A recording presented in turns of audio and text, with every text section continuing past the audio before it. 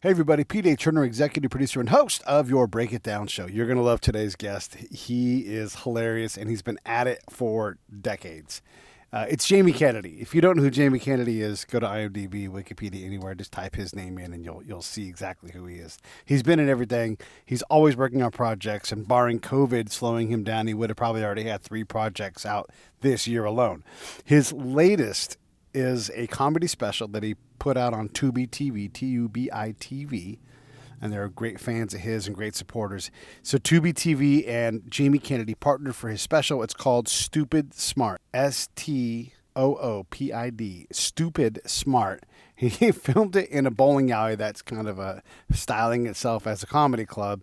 And it's Jamie Kennedy. So whatever era you've known Jamie Kennedy in, he's done something unique. So younger folks, John and I realized, know him as a different person, doing voiceover work and different kinds of comedy. Folks that are about my age, I'm 50, they know Jamie Kennedy probably from the 90s and kind of his slacker days and everything. Anyhow, Jamie's hilarious. And by the way, since you're listening on podcast and you can't necessarily see this is the funny part. Jamie gets up.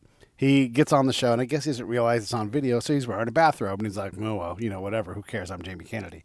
So I get up, and I go put my bathrobe on, and it's our first ever podcast when we got bathrobes. Now, if John had been somewhere other than work, I imagine John would have robed up too. Anyhow, it was hilarious. We had a great time talking. Jamie Kennedy's fantastic. We'll for sure have him on again in the future, next time he's got a project, but I know you're going to love it. Hey, I want to also throw a couple things at you real quick. Obviously, we're going to talk about Save the Brave because we do that every episode. So Save the Brave, savethebrave.org. Click on that donate tab. You can put a little amount of money in each month. If you're interested, you can also go to Blackstone Arms, anywhere like Facebook or on Instagram. You can go to Save the Brave. You can go to my Instagram profile, and you can find, and Scott's as well, Echo and Ramadi, and you can find the link that will take you to the raffle tickets to bid on, I should say, buy a raffle ticket on the rifle that Blackstone Arms has donated to Save the Brave. And so their tickets, I believe, are $100 a piece. And so we're only going to sell so many of these things. And then, boom, that's going to be it. And this rifle is awesome. There's pictures all over the place of it. It's completely custom. It's completely high-end. It's got the Save the Brave logo. It's got the Echo and the Ramadi name on it, as well as Scott's signature. And it also has the names of the Marines that Scott lost during the Battle of Ramadi in 2006. So it's really great, one-of-a-kind, high-quality rifle. And if you want to bid on it, hey, $100. And no matter what, it's charitable donation. So even if you just gave us $100 and didn't get anything for it, we're going to put it to hard work. You realize that we just drove across the nation trying to raise money and awareness for veteran suicide. So you should be able to hopefully understand that. $100. Love to sell all of those tickets probably this weekend. So make sure you get on it real quick. All right. One last thing to say to you, and that's, here comes Jamie Kennedy. Lions Rock Productions. This is Jay Moore. This is Greg Proops. This is Jordan Harbinger. This is Dexter from The Offspring. This is Nathan This East. is Sebastian Younger. This is Rick Marotta. This is Stuart Copeland. This is Mick Gillette. This is Andy Summers. Hey, this is Skunk Baxter. This is Gabby Reese. This is Rob Bell. Hey, this is John Leon Guerrero. Hey, and this is Pete A. Turner. And now, the Break It Down Show with John Leon Guerrero and Pete A. Turner. It's hard to make a schedule work in the way that we do the show because it's so open with, I want to make it as easy on the person joining us as possible. So, Right. It's hard to say every time at lunchtime. Luckily with COVID, there's less people at work, so there's a little more flexibility. But it is. Well, we have the old habit of making our guests feel at ease by saying, I'll come to your house. We'll do it at your convenience. And then to switch up to say, hey, we go live at noon is a little different. It's a little more stringent. And so maybe we need an adjustment in tone that, 60 Minutes already has. Right. But who knows? We'll see. Our guest today is scheduled to be Jamie Kennedy. Now, if you are of some age near Pete and mine, then you remember Jamie Kennedy from a few things. The Jamie Kennedy Experience. Remember that show? Sure. Yeah. That show was terrific, man. The Scream movies, he was in those. He was in The Ghost Whisperer. Yeah, he's been in a bunch of things. Yeah, and actually, Wall was on The Ghost Whisperer. I think he dated Jennifer Love Hewitt or something. I don't know. I could have that all wrong. that's not something that I wrote down from his bio. I'm just going from memory. He's dated some hot chicks. I don't remember the Ghost Whisperer, and I feel bad about that because Jay was on that show. Do you have any recollection of that show Honestly, at all? I don't. I don't know what era it was on. I do remember hearing of it, but also I was likely in the desert or something. I'll say early 90s. Yeah. Oh, early 90s, that far back? Huh. Maybe not. Maybe by early, what I mean is early 94. Oh, okay. Well, that would be right in this time frame when I left. So, yeah. Also, I could have the year entirely wrong. But the point of this all is to say that Jamie Kennedy was a hilarious dude, continues to be a hilarious dude. But what was hilarious about his whole thing was he almost, I don't want to say he duped Hollywood, but part of his experiment was to experiment on how far he could get duping Hollywood. Didn't hire an agent. He represented himself, and he realized that he wasn't getting very far doing that. So he made up an agent's persona and named his agent Marty Power, and was represented by Marty Power, a personality he fabricated, and gave him his own phone number and his own, essentially voice, for lack of a better thing to call it. It was an identity, but it was him. Mm-hmm. And he got pretty far. I mean, he starred in movies. He had a TV show. He appeared in several TV shows. As an actor, was in many things, about 37,000 things. I don't know, maybe 100 things. But he got pretty far. Yeah. Yeah. I mean, it's the do-it-yourself attitude that a lot of folks have. You don't have to pay all those people. It is a service that you can take on. You can hire a manager. You can hire an agent. You can go to a company that takes your stuff to market, or you can do those things yourself or within your own tight circle of people. It does take like once you've established yourself, there's an author from the Marines who does like doomsday kind of books, like post-apocalyptic books. His last name is Hopf. He's been on the show. He's like, I actually don't need this book company to do this. I can self-publish. I've got an audience. They already buy my books. What am I paying you guys for? Right. And so you can presumably to put him in the places where other people will buy his books, but that was perhaps not as effective for him. Hey, I got to take a pause for 1 second. I'll be right back. Yeah. Okay. All right. So I will fill in now as John does his pause thing, because he's actually working on getting a window replaced on his car. So he's got, he's working on an errand. So I'm going to hold the show down. Hey, everybody. It's Pete A. Turner, executive producer and host of your Break It Down show. We're waiting on Jamie Kennedy to show up, and looking forward to having him on the show. I see that Brett Allen is here, and yes, right, Jamie Kennedy does rock. I don't want to use any of my Jamie Kennedy preparation and memories because there's a lot of good things in there. So I'm gonna hold off on talking about that. But one of the things I will prompt, because it's coming up soon, July 15th is the proposed and most likely date. And I guess I have to see if I can get all the work done, but the Prison Chronicles is going to debut on July 15th, and we're going to push out and then there's Robin. Hey, Robin. It's Robin's birthday. Happy birthday, Robin. You are so awesome. Good looking, fancy lady, friend of mine since, a long time, decades. I always enjoy our time together. So on July 15th, the Prison Chronicles comes out. And then what the Prison Chronicles is we take a look at the condition of incarcerated people. And it turns out that most everybody, including Murder One folks, get out at some point. And so since that's true, what condition do we want these people to be in once they get out of prison? One of the subjects of the show is a guy named Richard Bronson, who was one of the Wolf of Wall Street money brokers. And he now runs a company called 70 Million Jobs. And they are explicitly trying they're like, to be unfair to them and characterize them over simply, they are a headhunting firm for people that have been incarcerated to try to get them over the hump of like, who's going to hire me? I have this record. And it's like, well, it turns out, these companies, and I'm just won't mention any names, but major brands, top Fortune 500 companies are like, yeah, let's get these people to work, because it turns out the formerly incarcerated, when they get out, if they have a good job lined up, they don't go back to jail. So we look at these conditions, what it was like before, during, and after prison for these folks. And some of these people have committed, murder. So it's an intense deep dive into what prison is like for someone as they, make their way to it, through it, and out of it. And it's just incredible. We just on Monday put out a show, or maybe it was Tuesday, put out a show with a guy named Matt Ray, who did 24 years for shooting two people, murdering one of them.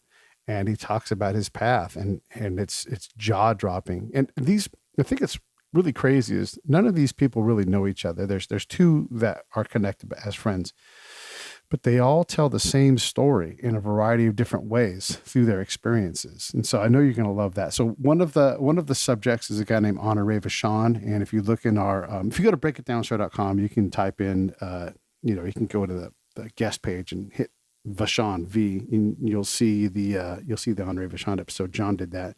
It's fantastic. That's like supporting stuff. There's a supporting episode for a guy named Ron Self, who's a Marine who, again, these people, when you hear their stories, you're like, there's their tragedies. And I can't wait to let you guys hear all of it. Tony Alvarado helped me write everything. I did all the interviews. He took them and exploded them and put them back into this coherent story. It's going to be 8 episodes. Plus there's a number of supporting episodes, like I said, with Ron and Honoré Vachon. That John, you did a great job in that episode. Shaka Senghor. These people are great. We've had Richard Bronson on twice. These guys are all people we featured. The folks from Advanced Peace, which is Devone Bogan, Mr. Houston. He's also a former inmate who had a life sentence, and if he got out, had a job lined up. So July 15th, Prison Chronicles that'll come out, and it looks like we're getting close to having Jamie here. Let me bring him into studio. What's up, Jamie, man? Yo, What's happening? should I be more dressed up? No, I think you should be more dressed down. I think we're supposed to be skins. Oh, okay. All right. Get my It's shirt getting on. freaky in here. Yeah. Hey, man, we did an intro for you, and we told everybody all about you. And what we didn't say is that you have a special coming up called Stoopid Smart. So I want to tell our listeners that Jamie Kennedy is with us. He is, as he describes, Stoopid Smart. Special's great, man. Thank you. I appreciate you guys having me. I appreciate you watching it and liking it. Thank you. Yeah, it's on Tubi. So if you guys go to Tubi, TubiTV.com. I was just watching it a second ago, just freshening up my thing. Hey, I have a basic question to get us going here, Jamie. Why the back of the bowling alley? Is that part of the joke? You know what? It's one of the best comedy clubs in the country. I just love the guy who runs it. He's a great guy, and it was just a good vibe. It's in Huntington Beach, California, and I produced it along with my friend, so we didn't want to spend too much. And it's a great club. You'll see, but they do have a bowling alley there. It is. It's a cool setting and intimate crowd, seating and everything. Where are you working stuff out? Do you work out there a lot? I work out all over. I work out at the Improv, Factory in LA, the Comedy Store, Flappers, a lot of LA places. Then I'm on the road, Tampa, Dallas Improv, a lot of improvs. Where are you guys at? I'm in the Bay Area, and Pete's down there in Orange County. Yeah, I'm close by. Yeah, so I do Irvine and Brea a lot, and then I also do Cobb's a lot. So yeah, I work all over in the Bay.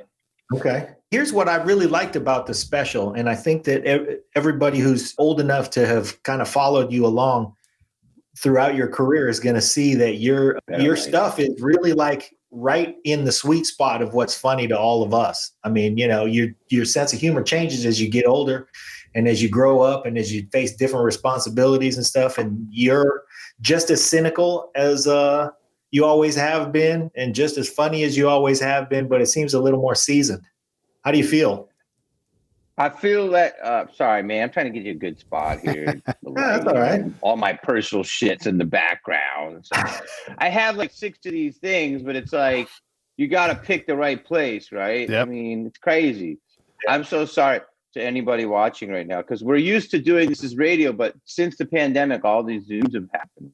Yeah. And so everybody wants to Zoom now. So you feel so comfortable. The next thing you know, you roll right out of bed. So I apologize. I was working until 5 a.m.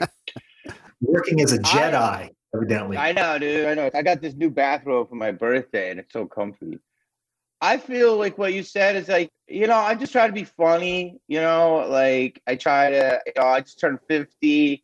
but I feel like I'm like 16. You know, I feel like I'm a 16-year-old with a house. I grew up in the 80s. You know, started making my mark in the 90s. Went pretty deep into the 2000s in the last decade. You know, did more independent stuff, and I feel like we're probably not around the same age, and I just feel that We're almost exactly funny the is. same age, by the way. John was Oh, we born are? end of November 69. I was born middle of January 70, and then you were born end of March. And Yeah, so that's we're the crazy. same age. We're all the same age, and it's like I like you're saying, like I like to do jokes, be cynical, but fun. I poke fun at myself, and my first job is to be funny. That's why it's called Stupid Smart, because it's like sometimes people say like I'm stupid, like they think I'm like characters are stupid, but then I have like smart points, and I think the special gets smarter as you watch it. But the main thing is it's supposed to be funny. So yeah, I would agree that I'm like you. I don't take too many things seriously in the special. That's what comedy's supposed to be, escapism. Yeah. Man, we need some more of that escapism right now. Folks is mad as hell at each other. We're just tearing ourselves apart, and we can't get out to the comedy clubs. Yeah, I had this talk with people. It's like you want to have escapism, a healthy amount, but right now it's like we kind of don't want to, because we have these problems. We have a lot of problems in our world, in our country, of racial injustice and stuff. So I will be blunt with you. The last few weeks have been a little weird promoting a special during all this, but it seems like people do want to have a tiny break sometimes from the news and stuff. But I mean, look, it's a delicate balance, right? I mean, we got to fix these issues in our world, but sometimes, people just want to escape. So, that's where we're at right now. But, it is people do say they need comedy now a lot. Yeah, that's for sure, man. I think now more than ever. When did you shoot this thing? You must have come in right under the wire. I shot it about a year ago. Then we took it around to the usual suspects, and then I just was like, it's taking too long, like I was like Netflix has unlimited bandwidth, like what do you need? What do you need to do? It's just like put it up. So like, and they were kind of hemming and hawing, and Amazon is cool, but like you can get buried, and Tubi has a lot of my older specials, and they have a lot of stuff, and I love them. They're like Netflix with commercials, and they were just like, let's do it. And I was like, this is awesome. So everything now is through a different app. You go start with Tubi, you can go to Crackle, you can go to Zoom, you go to Vudu, so people can get you. Yeah. So we shot about a year ago, and now, and in fact, I did about 92 minutes, cut it down to 60. I probably have enough for almost another special. So wow, the minute I could shoot one, I would do that. And then I would have to like figure out what's funny again. You can play in my backyard. I'll give you a discounted rate. We got some wine barrels and some chairs and shit, He's close by. People are going to start touring drive-ins, I'm hearing. So I think that's a good idea. Oh, that is a good idea, actually. I'm not dying to go out right now, and like it'd be interesting to see the next 2 weeks, because the cases they're saying could rise. And I don't know. I mean, LA has been some peaceful protesting, and I've seen a lot of masks, and I was at that one on Hollywood on Sunday, but I was definitely over here. But like, there was definitely people were like, yo, like right in each other's grill. Like, wow. So we'll see. Yeah. It's interesting with the, as comedy ebbs and flows, as in terms of people going to the club. I mean, LA is great. It's the major leagues. People always go, but playing those smaller rooms like in Kansas City, that kind of thing, it's hard to build up an audience, but now you can build an audience on a provider, like again, Hulu, Crackle, fill in the blank, all kinds of places. What is it that makes, obviously Dave Chappelle shows up, Netflix is going to do something different, but for you headliners that are, international headliners, like Jay Moore is a really good friend of the show. He's like our big brother, but they don't give him the time of day. What is it that makes the doors shut for some, you guys are all fantastic. Why wouldn't they just be like comedy special all the time, It's a great question. And Jay's kind of like my big brother too. It's like, he was always like the class ahead of me in Hollywood, and I'd end up working with the same people or like the same show. And like, he kind of raised me, whether he knows it or not. In fact, my buddy just wrote a book, and Jay has the top back quote, and I have the bottom back quote. So I would feel like, dude, it's if you want to go deep into it, it's pretty simple. It's like, Hollywood is like this. It gets like people pick, right? And they go, oh, we like so and so, and we like so and so, right? And then it's like you get hot, and then like, oh, you fall out of favor, right? And then tech comes along and completely disrupts it, right? And so tech says, this is what we're going to do. And Hollywood, of course, loves money. And they're like, ooh, there's a lot of money here. So let's get tech. So tech comes in, right? Yeah. Problem is, and the problem with tech is one problem. And you're going to hate to hear this. Tech then hires old Hollywood. So you can't disrupt the system, right? I hope they hear this. Because tech is like, ooh, I want to be in Hollywood. Hollywood's like, ooh, I want tech's money. And the problem is tech is winning, okay? They just hire the same people. So it fucks it up again. Like Jay Moore is an international name. Everyone knows Jay. He's hilarious. He's so talented, and he's got a legacy for 25 years. Yes, he should have a special. And if they don't want to make it, that's totally fine. He'll make his own and just put it on the platform. But and there's no reason not to because there's something for everybody. Yeah. Everybody can build their own. So it is annoying, but the good thing is that now there are so many places that you can just do it your own. So I did this on my own for very cheap. I've made money on my last two specials and this one completely independently. And, I will make money. I've been making money on the Tubi with other stuff. So now it's just about building your audience. And then you build your audience. And then then Hollywood comes. But at that point, it's like, where were you when I needed a hug? Yeah, I don't need you anymore, right? Yeah, they always want the person that's got a huge... I mean, we're in the same kind of boat. Like, we put out 5 shows a week. We get all kinds of great guests like you, and Gabby Reese is going to be on tomorrow. And then by the time they discover us, right? Because I'll go to, like, say, Wondery, who's big in the podcast world, and I'll knock on the door. Hey, you say you want fresh content. We got tons of it. We're doing all kinds of things. No response. And so by the time that we earn the audience with those guys, it's going to be like, hey, we already figured it out. Thanks. Yeah. Not only that, by then it's going to cost you. You should have got up early. Yeah.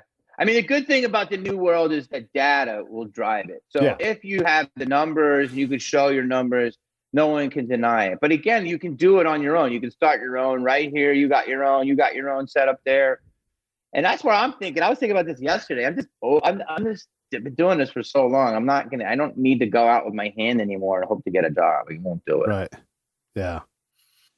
It's interesting to hear your musings about Hollywood, because I almost feel like your career, when you launched and you hit it, and you hit it deep into the gap pretty early in your career, but you sort of were testing the waters and figuring out what Hollywood would what you could get away with. Is that true? Was that on purpose? I mean, the whole Marty Powers thing and all of that. Were you fucking with Hollywood? I mean, I was a telemarketer. I did a lot of jobs, and I just passed it the other day on La Brea Boulevard next to the strip club.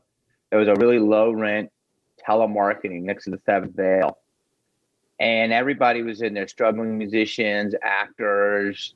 A lot of hair metal guys got really good at selling office toner. You know what that is? It's a copy ink. It's the most unsexiest product of all time. And I'm like, you were good at it. You had a talent. Yeah, and I got really good at it. So then I read a book called Think and Grow Rich. Napoleon Hill. And he was like, you have to treat yourself as a product. Never take no for an answer. Take 3 rejections. Simple rules of, how many times can you say no before you just move on? Treat everything as a number. Don't get emotionally invested. And that's what I did. And I said, what? Oh, it's a mandatory book. Everyone should read it because it's a life. I have to reread it. And it was written in like 1922 or something. Yeah, 1922. And it's basically like, the greatest salesman in the world. There's like 3 of them. Like, I do love sales, and I really wish I had no desire to perform, or I had mommy issues, because I would. Did you just put on a robe, dude? Yes, I did. Rocking it. I like to be comfortable, man. I'm going to see it. Hell yeah, dude. Put that thing in there. But I just don't want my shit in there. I got all my back stuff. So I basically just treated myself as a product. And I was like, this is the way that you sell.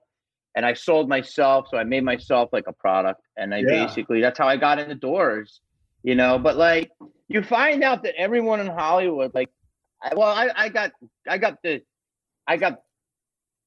chances by a lot of good people, like people that actually gave me some chances, end up really doing successful, like running a lot of things at MTV and stuff. So I was lucky, but I guess what I'm saying is it's like you get in Hollywood and then you really get in and then you realize that no one really knows too much. Everyone's just trying to figure it out too.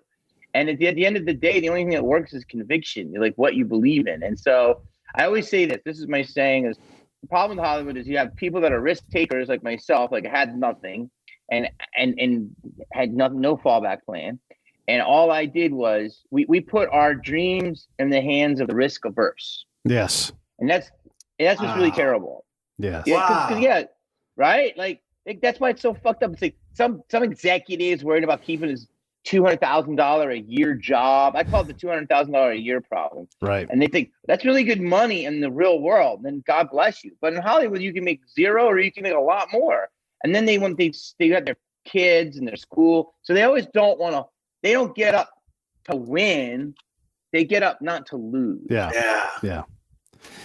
That is a different approach.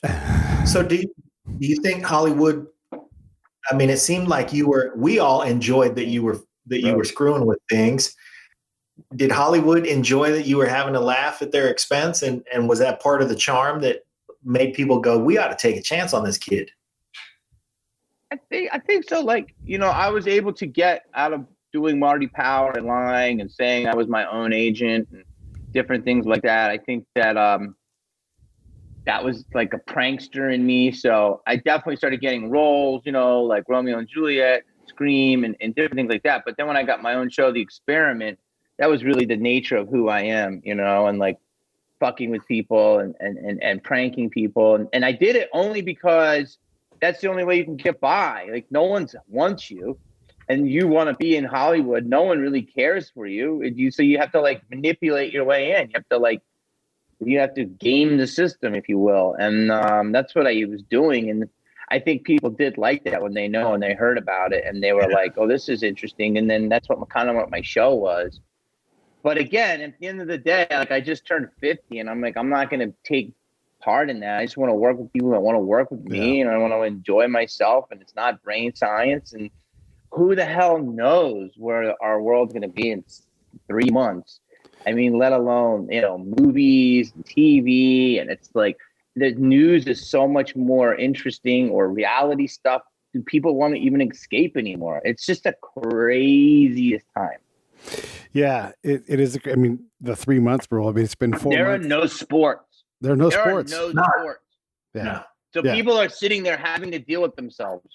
Yeah. They have to like look at what they like about themselves or hate. I mean, there are no sports. Just that alone. I mean, if you drive around LA right now, half the businesses are closed up, and it's insane. There's like either half the businesses are closed up, the other half are doing takeout, the other half are boarded up with Postmates. The line of homelessness is insane. Yeah. And the line of nice cars is insane. It's literally like the Hunger Games out there. It really is. And right now, it's not that bad. I mean, overall, if this continues. The market, though, today, the market just took such a shit today. Right. I literally called before you guys. I was like, oh, Christ. Yeah. I was just crawling back. Right. And now I'm like, oh, fuck. Yeah. And it's true. And it's like, what's real? What is it? It's like, it's going to be interesting because where are we going to end up? And I think at the end of the day, it's a big reset. The one thing I've learned about this whole pandemic is I don't need that much to survive. Man, I'm telling you, that's such a great thing to say because you're right. Like, what do I need? It's sort of like the jerk when he's walking out of his life. You quickly can grab a bunch of shit you don't need, like this chair and all that kind of stuff. But when you reset, you get, here's what I need. I need people that want to work with me. There's moments of brilliance in there that will stick with you. I mean, you've reached a point where you've got all these things you've done in the past, I didn't have to even do prep for this because I was so familiar with a lot of your work, but like that goofy song, circle, circle, dot, dot, that is stuck in my head to this day. I mean, it worked. You did it. That song's never going to win a Grammy, but it did win a significant spot in my head, which is more valuable than a fucking Grammy, you know? Yeah, we got the hook, man. Oh, you got me hooked. The hook. Uh-huh. We got you the hook. Yeah, I mean, look, I just want to, that's what my thing was. It's like, I think sometimes that's why you know me, if you do know me. And that's why some people can, that's why I kind of the specials name the way it is. That's why people can kind of discard me if you do discard me, because it's like, I just take chances.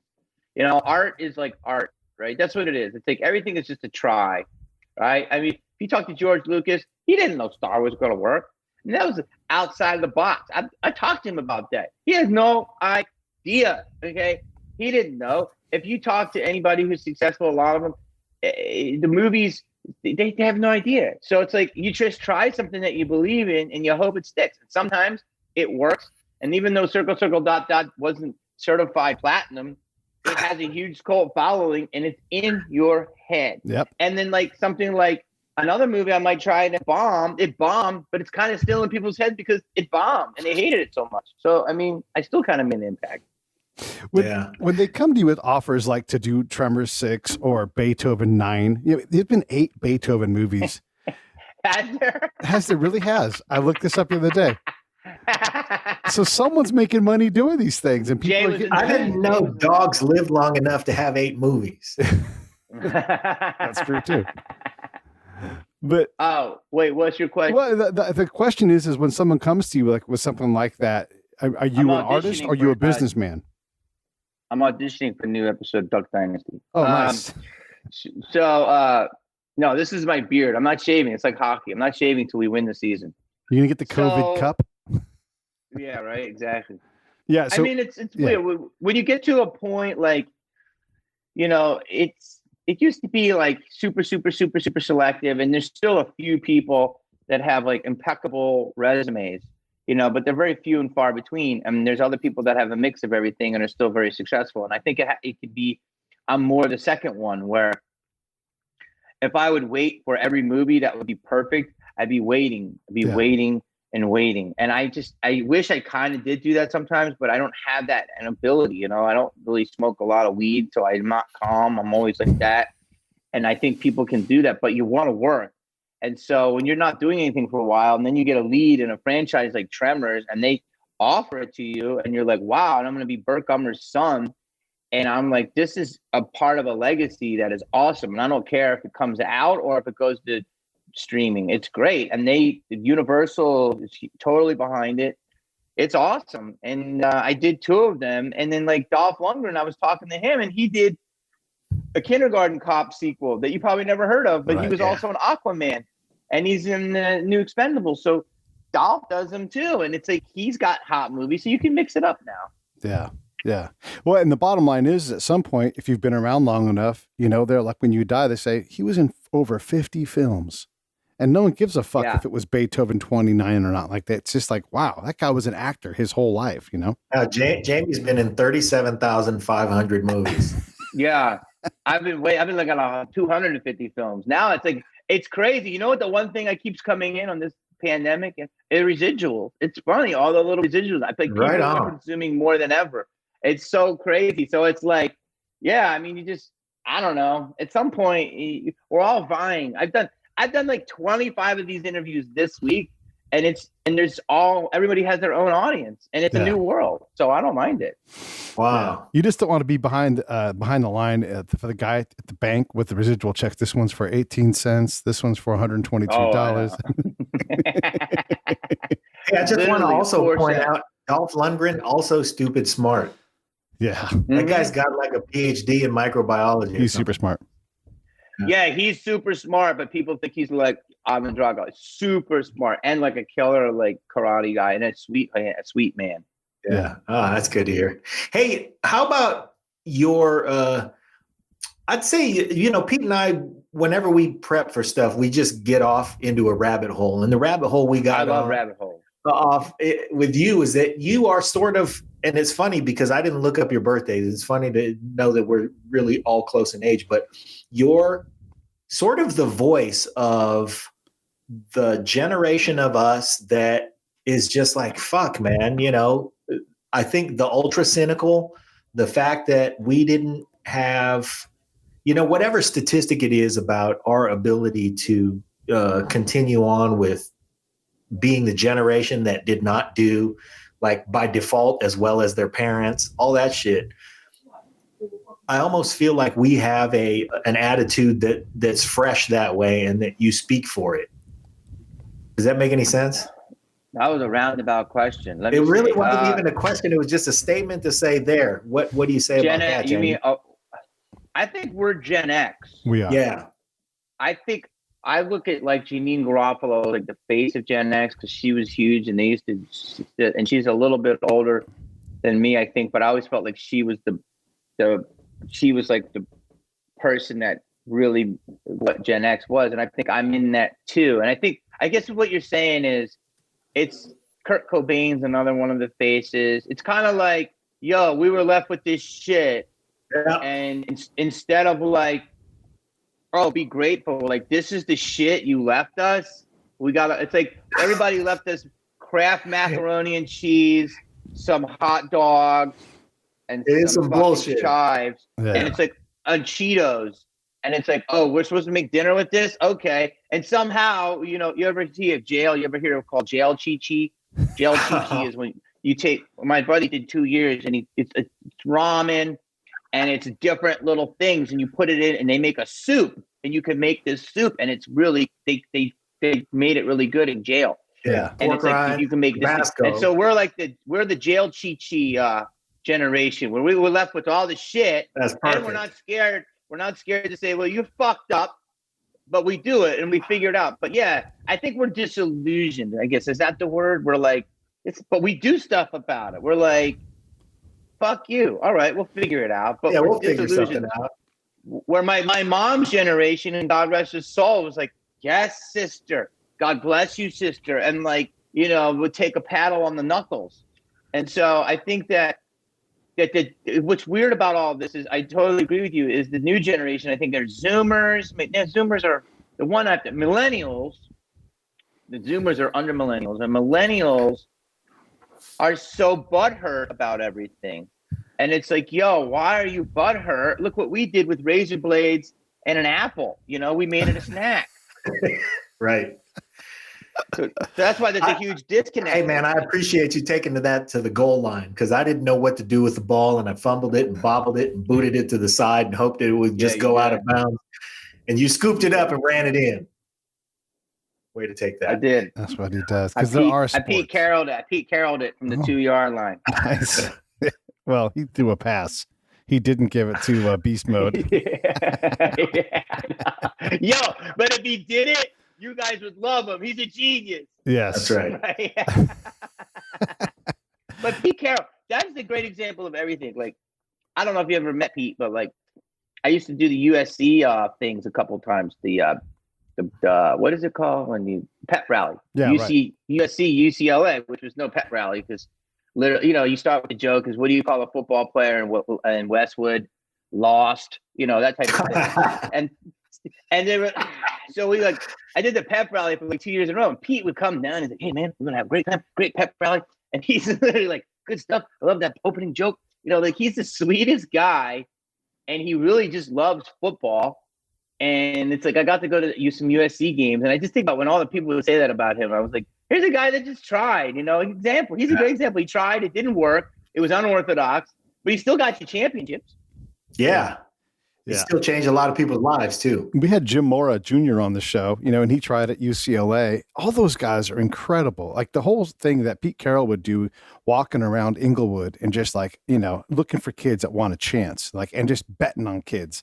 Man, I love that about that guy. And ultimately, I don't give a fuck what they do as a program. Let's be honest. Big football is saturated with money anyhow, and the NCAA is stacked with money. So if they're saving kids, if they're doing the Jerry Tarkanian thing, going, hey man, you've been shot a couple times in a game. How about you play some basketball for me? I love that.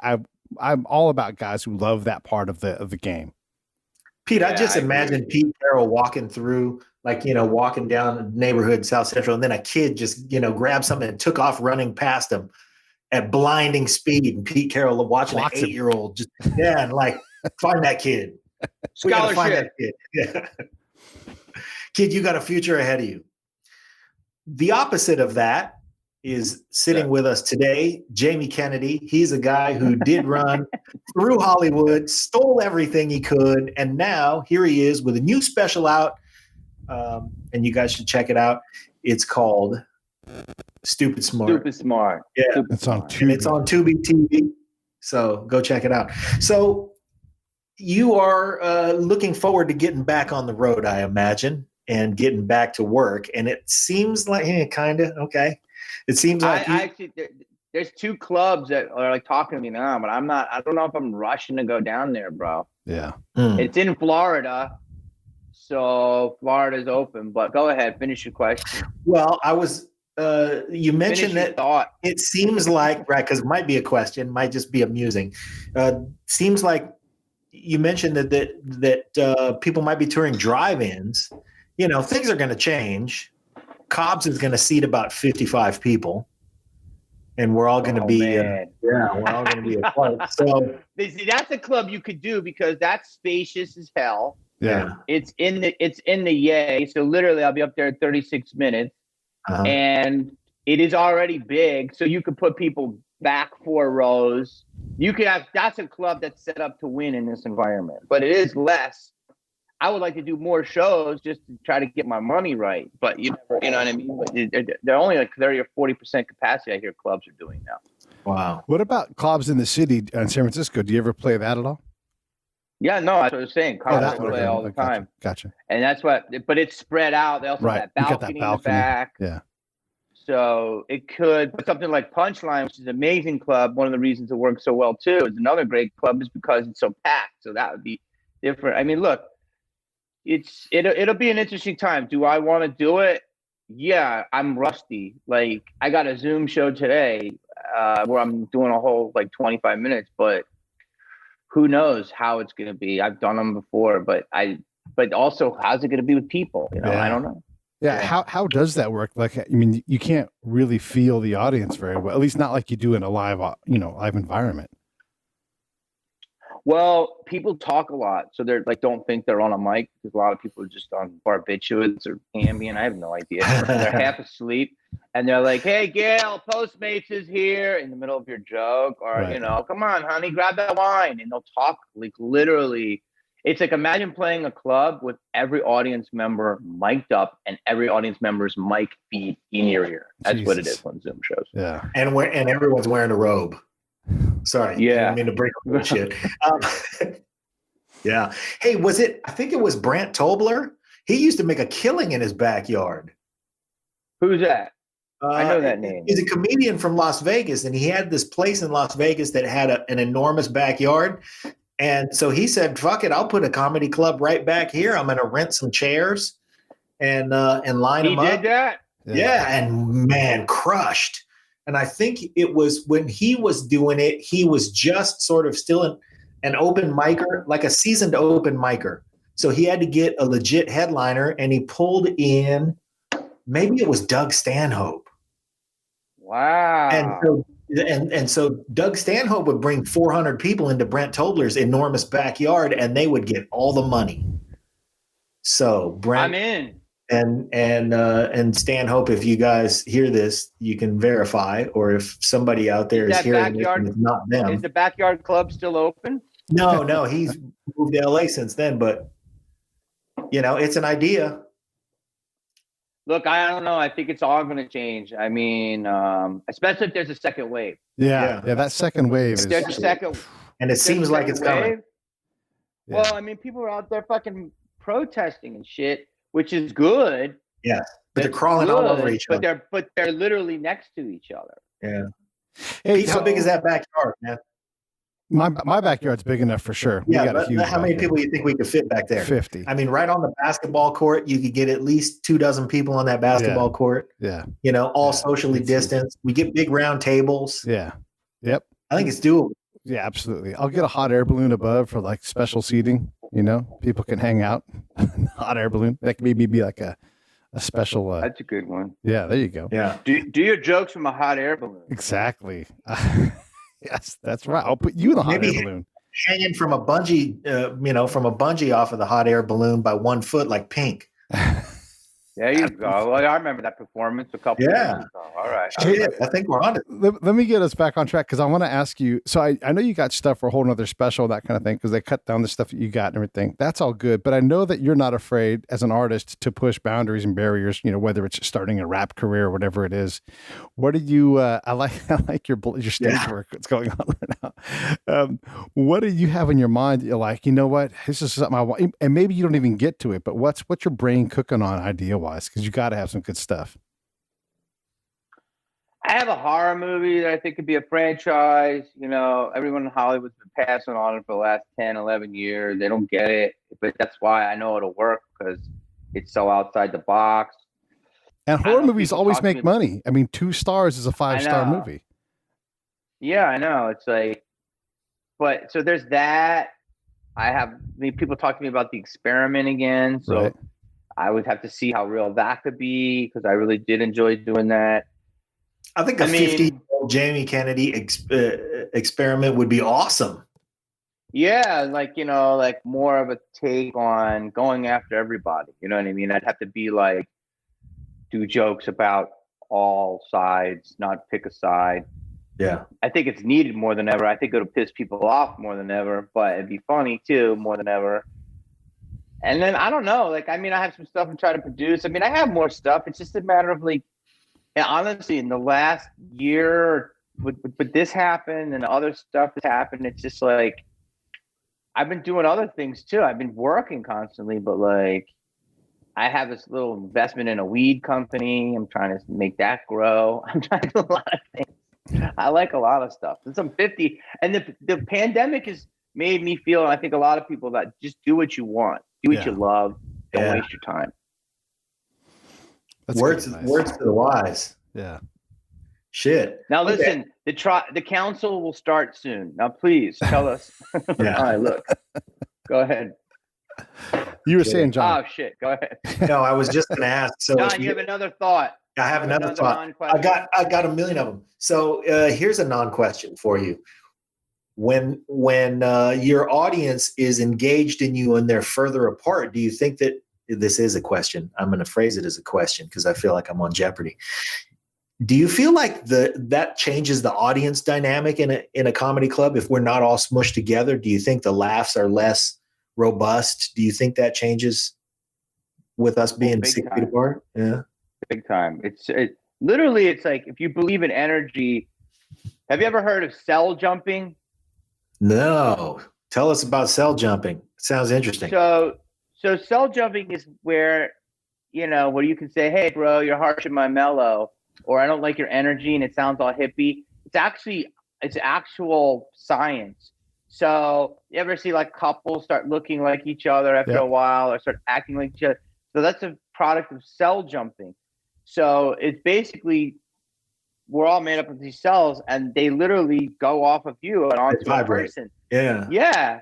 I mean, I'm not trying to be all hippie or everything, but it's actual science. You can look it up. So with a comedy club, somebody will laugh and then that laughter will literally jump to that next person. I mean, that person will have its own experience, but 100%. So I'm not saying if a person's here and a person's over there, they won't laugh as much, but when they say, yo, that's a hot crowd, or man, this crowd is jammed in there. You rarely ever hear a crowd. I mean, it does happen where they're jammed and they suck. It does happen, but they're ripe. They're ready for it. They want to get fucked. You know, that's what comedians say. So it's like that. That tightness of like the subway. You know, it's why subways get so tense. And so, yes, 100%. The pushy. It's like a sports game. That guy, that team affects you. It's all cell jumping. If that makes sense. That's not an answer I expected, but that's perfect. See, that's because you thought it was going to be stupid, but it was smart. See, and we tie it back to the free app, right. Tubi. But think about it though. If you ever play a crowd like, 10 people and they're spread out and they're like, they're not as committed. But when people are next to each other, there's some commit. to do it. That's You how know what I I'm saying? imagine the SNL audition. Like you walk into a full theater, there's Lauren and like 6 other people. They're all sitting like 3 chairs apart from each other, and they just nod when you say something funny, or they If look that. at each other and go, If that. yeah. Yeah. If that, I auditioned for SNL, but I didn't do that. I was at the club, and Lauren saw me at a club, and I did pretty well. But at least I had a live crowd. I didn't get it, obviously, but it was still like at least I got the club. Like I heard that Studio 8 is hard to do. Yeah. Yeah. Yeah, it's notorious for that. In terms of the special Stoopid Smart, you do impressions a little bit, like you're sort of I guess you call it the black lady impression. You do a bunch of other things. When you're assembling all that stuff, is any I of like this, the girlfriend impression. yeah, and is any, yeah, your girlfriend impression sounds like Marge. It's hilarious. Do you put that together in some kind of a formula? Are you worried at all about how, everybody's so offendable now? You're a comedian. Your job is to push us, but how do you account for that so that you don't torpedo your own career because you said something that's not acceptable 2 years from now? Hey, this is P.A. Turner from Lions Rock Productions. We create podcasts around here, and if you, your brand, or your company want to figure out how to do a podcast, just talk to me. I'll give you the advice on the right gear, the best plan, and show you how to take a podcast that makes sense for you, that's sustainable, that's scalable, and fun. Hit me up at pete@breakitdownshow.com. Let me help. I want to hear about it. Everybody's so offendable now. You're a comedian. Your job is to push us, but how do you account for that so that you don't torpedo your own career because you said something that's not acceptable 2 years from now? That's a great question. 2 years from now, thing. Well, that's one of the reasons you shoot behind the bowling alley, right? I mean, if you live there, so I mean, you could do a lot of jokes in Orange County. Pretty much everything's off the table. So that's one reason I did it there. I love the club. I love the feeling of that club in terms of the cell jumping. They're so tight together, and they want to have a good time. If comedy is PC right now, Orange County is rallying against it. So that's why I do love shooting down there. Right on Orange County. Yeah, but it's funny because if you were go to up north, sometimes you would think, oh, it'd be like PC in the Bay Area, but joke works anywhere, and they'll love it too. So it is. But so going back to what you said is, you can't really navigate it. I mean, you just kind of have to jump in and you have to do it, and you gotta just go for what you believe in. And if it's good, then it will work, and your fans will like it. And if you don't, you don't. But I mean, the one thing I would say about all this pandemic and all this other stuff, it's like it could cancel culture, right? I mean, because there's so many bigger fish to fry. Yeah. But it's like everyone's. I was thinking about today. There's this thing of like, what's everyone's line, And I guess that's where we're at right now. Is what is everyone's line? What you may consider a joke, someone else may consider offensive, right? And that's okay. But I guess if you come to a comedy club, I'd like to put a disclaimer on the door that you're going to come in here. You may hear the worst shit that you never thought you could even imagine. That's where you have to go into this mindset. And if you can't accept that, then don't walk in. And that's what clubs really should do now, because it's okay not to like a comic or to be mad at him or just say he stinks or she stinks. But to actually get mad in the last year and a half and come up to me, which has happened multiple times, tell me why I shouldn't joke about this topic. I shouldn't joke about that topic. I shouldn't joke about. I had a woman, I'm not going to put her out because in case she sees this, I had a woman talk to me about a very dark topic, which I joke about. And she was very, very upset with me. And I don't even tell you what it is, but it was a topic, but that's my job.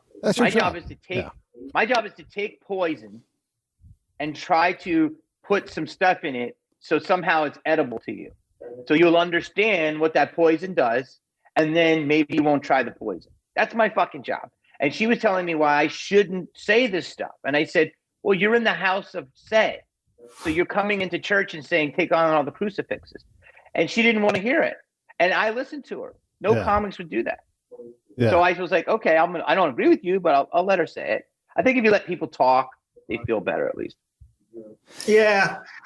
People ought to know, though, that when they walk in there, that place is sacred in that way. Bro, are you kidding me? Are you kidding me? People ought to know. People, have you seen how people act in public? Have you been on a plane? Jesus Christ, people talk people FaceTime each other on a plane. Do you know how ludicrous it is? Like, I don't want to see your husband and, your little 4-year-old and I know everything that's going on in your kitchen right now. Like, it's bizarre. People have no spatial awareness. So I disagree with you. They should know, but you give them way too much credit. People are still Cro-Magnon, man. Yeah. And it literally Jamie is. Kennedy will call you out if you're being shitty. No, it's just like common. Like, there's so much. So I don't know. Yeah. Just give me a nice hue. It's a nice angelic hue. You're angelic. If you had a cape with your robe, that would be really sweet. Like Superman must wear a cape and a robe at the same time. I think a scepter. Right. With like a glass globe on top that would. Hey, what is the theme of this show, by the way? It's I apologize for not knowing. We just talked to fascinating people doing interesting things. I love it, man. I'm sorry I didn't get more dressed up, and I'm enjoying it. It's so perfect. I apologize, but you're cool with it. Oh, yeah, it's fine. That's why I put the robe on. I don't want you to feel underdressed. Yeah. I'm just mad I don't have a robe.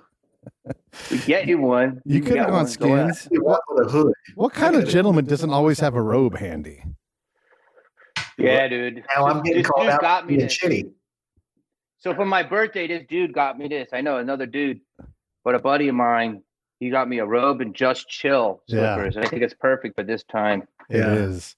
That is a good point. Trying to encourage you to smoke more weed. Folks from our generation, especially, our little sweet spot, we've learned to just chill quite a bit because when you are a latchkey kid, and you're like, I'm tired of blowing up Evel Knievel with fire and gasoline and everything, and I've thrown the ball against the house 1,000 times. I think I'm just going to go inside and watch Gilligan's Island and just chill the fuck out. That's really, really like, were you my neighbor? I That's must have really been. Good. It's so true. That the fire with Evel Knievel is a little more, but yeah, I've seen that. But definitely the ball against the window, the wall, a lot of solo tennis, handball, Gilligan's Island all day, followed by the Brady Bunch. It's true, man. We are a latchkey kid. Even though I had a lot of brothers and sisters, I had a different set of parents than they did because I was an accident. And my mom never wanted to admit it, but I was raised by the TV. I loved it. So I became an actor because of TV. Like John Ritter made me want to get a place in Santa Monica and have 2 hot roommates. Yes. And I wanted to go to the Regal Beagle and I wanted to be a chef. Literally, I just like my dream. I wanted to have Larry, the swinger buddy, and be like, hey, let's go down to the Beagle, see what we can do. It was a simpler time, man. Yeah. It was a simpler time. And now it's all twisted. You know what I'm saying? Yeah. It's like, forget it. The grotto, going to the grotto, it's all gone. Terrible. Jesus Christ. Jesus. Hey, man, nobody can deal with it better than we can. We're equipped for that shit. We're built for it. Well, it's just like everything is so, I don't know. Well, I mean, it's all changed now in the last 3 months, but it is just like, I don't know. It's weird. That's another topic we can go down. Yeah, we'll take it. We'll take it and make some good prison chooch or whatever that shit was called. Yeah. You got to cook that shit. And you cook it in a plastic bag. It's like ramen and other shit you find. Yep. He did time. He must have sold a couple of bags. I know someone else that did that stuff. So So you put it in a bag. You take ramen. You take Cheetos. You take stuff, anything you can find from old hot dogs, and they make a big trash can full of Chi-Chi. And it's like, if your Chi-Chi's the shit, that might actually get you an extra shower shoe. This is considered a shower shoe. My buddy told me all the rules about it. He was good. He was supposed to do 5 years. He only did 2. God bless him. And I called him a producer because he basically just put a guy that wanted to buy a lot of drugs next to another guy that wanted to sell a lot of drugs. And he put the deal together, but then they both told him, hey, that's the guy. But he was kind of producing. Yeah. Yeah. Everybody's a producer these days. Hell, I'm And a with a producer. different shirt on, that would have been a big deal. He'd be living in Malibu. So for everybody, just his special's called Stoopid Smart. It's on Tubi, Tubi. You can go and you can find it there, and there's other specials that are there as well. I'm not looking at the channel, but it's Tubi.com. Tons of awesome comedians. All my other movies. Yeah, tons of comedy. Yeah. And the commercial is easy. It's like you start, it's 30 seconds, and then you don't have another one for like way into it, and it's 30 seconds. It's literally like a minute, and it's way better than like a YouTube commercial. Yeah. I watched your special there, and I love it. It's funny. You're doing everything like it's exactly what I expect from you, and I just dig it, man. And actually, next time you're in town, whether it's Bray or wherever else, I'm gonna come out and check you out and get a chance. Because What's the name of that club, Jamie? It's called the Rec Room. The Rec Room. Great. There we go. Yeah, it's a Put that on great the list. club behind the bowling alley next to Laser Tag. Yeah. I'll come check you out too. We'll make a night of it. It's great. I'll give you guys a comp each. Oh, sweet. And we'll make some. I'll give you 2 comps each. You can bring a friend, and we'll make some chi-chi. I'll bring the chi-chi, and we'll meet you in the back, and we'll do it in the green room. We'll cook it in the green room shitter, because you're supposed to put that thing in the toilet. That's your pot. It's so true. This is all, he did time. He did time. I just know the deal. What did you do? Did you do some corporate fraud? No. I haven't done time. You're a native in public. I haven't done time, but I have lived in a small wooden box for many years because I was a combat spy, and so we did a lot of similar things where you'd make your own food, and so I'm familiar with cooking in extremely limited circumstances. Yeah. Wait, where do you live? What part of OC? Tustin, right in the middle of it. Oh, hold on. So is that your real title? It says Pete, executive producer, John, and John doesn't have one. He just didn't type his name in. I'm just a Jedi. John the Jedi. Jedi. JK the robe. Jedi. I'm just jealous of the hood. Yeah. But hey, man, We'll get you one. we're bumping up on time. If you want to hear more about Pete, you have to come back on the show next time he releases a special. I'm going to tell our audience we fucking love Jamie Kennedy, always have, and I'm glad you're going strong, man. Thank you for that special. It was hilarious. I'm going to watch it again because the shit was dope. Thanks for coming on the show. Hey, thanks, guys. I'm sorry I got so underdressed. Next time maybe I'll put a tank top on. I mean, could I put a tank top on? Hopefully my beard, I'll be braided by then. You guys are awesome, man. I love it. You roll with the punches. Keep doing it. Anytime you want to have me on, or if you have me on again, I love it. We can go deep down the rabbit hole on some crazy shit. There we go. We'll do it. All right. Thank you. All right. Jamie Kennedy, everybody. Keep making your chi-chis. Great last words. Thanks, man.